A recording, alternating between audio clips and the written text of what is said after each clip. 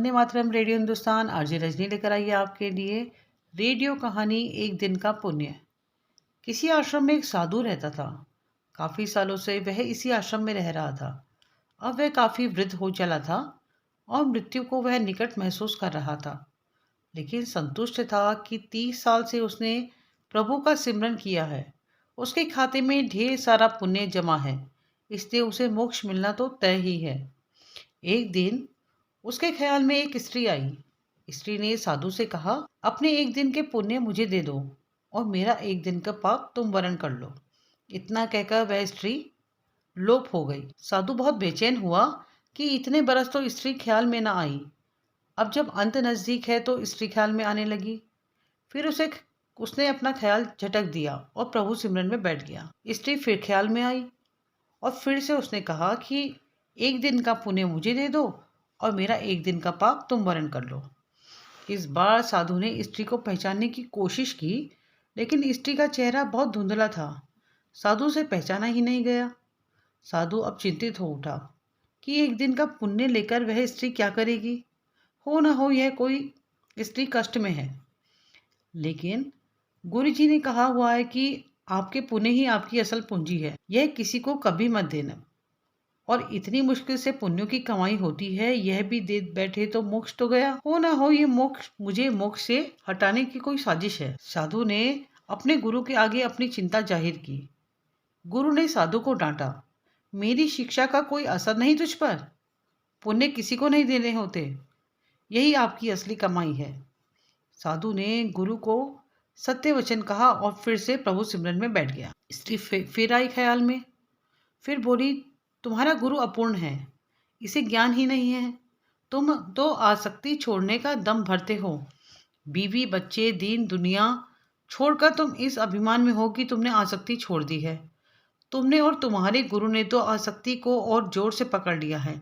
किसी जरूरतमंद की मदद करने तक का चरित्र नहीं रहा तुम्हारा तो। साधु बहुत परेशान हो गया। वह फिर से गुरु के पास गया, स्त्री की बात बताई। गुरु ने फिर साधु को डांटा, गुरु पर संदेह करवा कर वह तुम्हें पाप में धकेल रही है। जरूर कोई बुरी आत्मा तुम्हारे पीछे पड़ गई है। साधु अब कहाँ जाए। वह वापस लौट आया और फिर से प्रभु सिमरन में बैठ गया। स्त्री फिर ख्याल में आई। उसने फिर कहा, इतने साल तक अध्यात्म में रहकर तुम गुलाम भी बन गए हो। गुरु से आगे जाते इतने साल के अध्ययन में तुम्हारा स्वतंत्र मत तक नहीं बन पाया। गुरु के सीमित ज्ञान में उलझ कर रह गए हो। मैं अब फिर कह रही हूँ, मुझे एक दिन का पुण्य दे दो और मेरा एक दिन का पाप वरण कर लो। मुझे किसी को मोक्ष दिलवाना है, यही प्रभु इच्छा है। साधु को अपनी अल्प ज्ञानता पर बहुत गलानी हुई।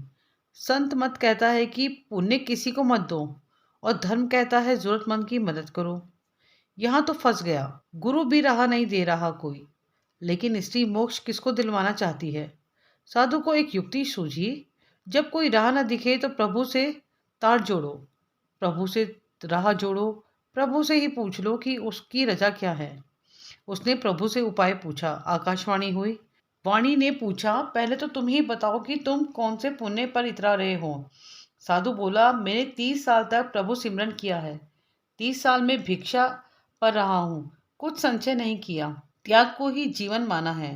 पत्नी बच्चे तक सब त्याग दिए।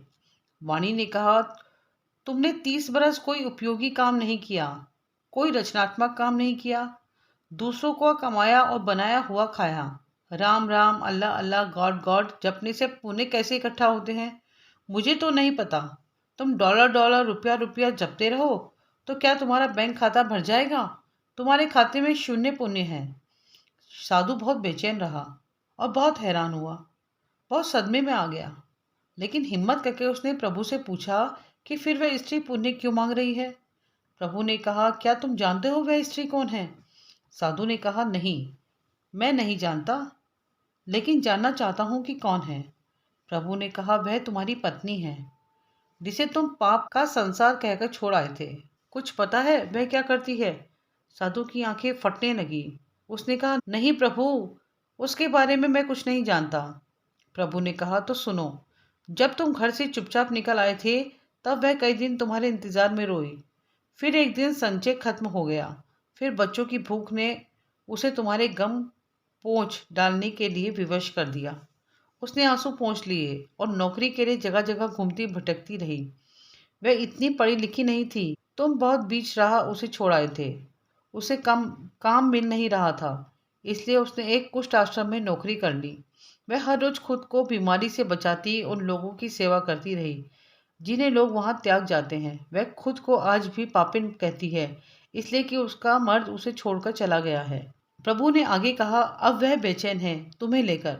उसे बहुत दिनों से आभास होने लगा कि उसका पति मरने वाला है। वह यही चाहती है कि उसके पति को मोक्ष मिले, जिसके लिए वह घर से गया है।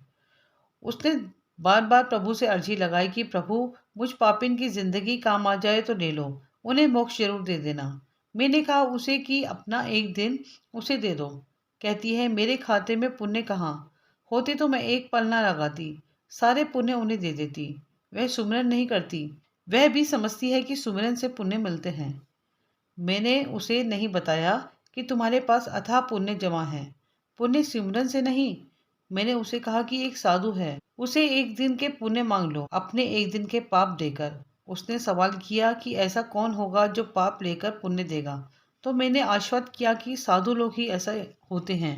वह औरत अपने पुण्य तुम्हें दे रही थी और तुम न जाने कौन से हिसाब किताब में पड़ गए। तुम तो साधु भी ठीक से नहीं बन पाए। तुमने कभी सोचा ही नहीं कि पत्नी और बच्चे कैसे होंगे। लेकिन पत्नी आज भी बेचैन है कि तुम लक्ष्य को प्राप्त होगे कि नहीं। तुम्हारी पत्नी को कुष्ठ रोग है। वह खुद मृत्यु शैया पर है, लेकिन तुम्हारे लिए मोक्ष चाह रही है। तुम सिर्फ मोक्ष के लिए 30 वर्ष से हिसाब किताब में पड़े हो। साधु के बदन पर पसीने की बूंदें बहने लगी, इसकी सांस तेज होने लगी। उसने ऊंची आवाज में चीख लगाई, देवी! साधु हड़बड़ा कर उठ बैठा। उसके माथे पर पसीना बह रहा था। उसने बाहर झांक कर देखा, सुबह होने को थी। उसने जल्दी से अपना झोला बांधा और गुरुजी के सामने जा खड़ा हुआ। गुरुजी ने पूछा, आज इतनी जल्दी भिक्षा पर? साधु बोला, घर जा रहा हूँ। गुरुजी बोले, अब घर क्या करने जा रहे हो? साधु बोला, धर्म सीखने। कृष्ण कहते हैं, स्वर्ग का सपना छोड़ दो, नरक का डर छोड़ दो। कौन जाने क्या पाप क्या पुण्य। बस किसी का दिल ना दुखे अपने स्वार्थ के लिए, बाकी सब कुदरत पर छोड़ दो। ना पैसा बड़ा ना पद बड़ा, मुसीबत में जो साथ खड़ा वो सबसे बड़ा। बने रहे हमारे साथ रेडियो हिंदुस्तान पर। सबको सिखाएं पेड़ लगाएं, सबको सिखाएं जल बचाएं।